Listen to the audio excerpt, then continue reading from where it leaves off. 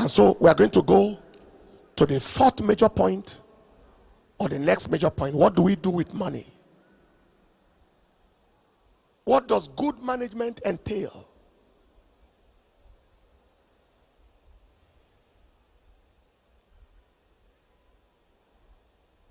And I'm talking to kingdom people. I'm not talking to unbelievers. So that this is not taken out of context. This is to kingdom. I'm talking kingdom principles. Number one, honor God first by fulfilling your covenant obligations. Honor God first. That is the first thing to do in management. Proverbs chapter 3 verse 9 to 10. And I'm so excited that the whole commission wide is hearing this at the same time. Honor the Lord with your substance and with the first fruits of all your increase. So shall thy barns be filled with plenty, and thy presses shall burst out with new wine. Honor the Lord with your substance and with the first thing that enters your hand. Proverbs chapter 11 verse 24 to 25. There is that scattereth, and we're talking about in the direction of God and yet increase it. And there is someone that withholdeth more than his meat, but he tended to poverty. The liberal soul, kingdom liberality, shall be made fat, and he that watereth shall be watered again. Matthew 6:33. He said, but seek ye first the kingdom of God and his righteousness, and all these things that the Gentiles are dying to get shall be added to you. Honor God first by fulfilling your covenant obligations. In Genesis chapter 14 verse 18, Abraham was returning from the conquest of wealth and the conquest of nations, and Melchizedek the king of Sodom brought forth bread and wine. He was a priest of the Most High God, and he blessed him and said, blessed be Abraham of the Most High God, possessor of heaven and earth, and blessed be the Most High God, which has delivered thine enemies into the hand. And he gave him the tithes of all. The first thing Abraham did when he conquered some resources, the first thing was the tithe of all. And somebody is saying, is that not Old Testament? No. This is not law. Even though it was Old Testament, it is not law. It did not fall into the law of Moses. Tithing came as a covenant revelation to Abraham. And that was why Paul the apostle upheld it in Hebrews chapter 7 verse 7. He said, here men that die pay tithe, but there, and without all contradiction, the less is blessed of the better. Verse 8. And here men that die receive tithes, but there he receiveth them. He receives them and continues to receive them, of whom it is witness that he liveth. That's the first thing you do as a child of God when increase enters your hand, is your tithe. Number two,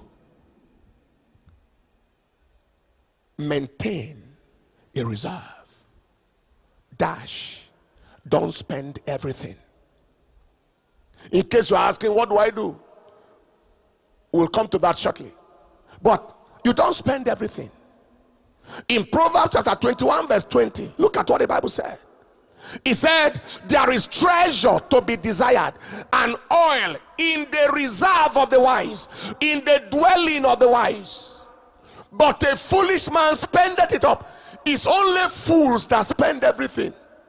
Only fools. There is always a reserve in the dwelling of the wise. There is something left aside. Whether it is left aside for reinvestment or left aside for any reason is another matter now. But there is something left aside, no matter how little. Deuteronomy chapter 28 verse 8. The Bible said, the Lord shall command the blessing upon you in your storehouses. That is, you must have a storehouse. And in all that thou settest thine hand unto, in your storehouses. The blessing of God is looking for your storehouse. I tell people, I say the mystery of the reserve. Reserve does not mean you have so much, so you have to put something aside. No. It doesn't mean that you have so much. In fact, you can start where you have not much. There are many reasons for the reserve. First, it is a faith principle. That the time will come where I will have enough to put something aside. So you are starting now. It's a faith principle.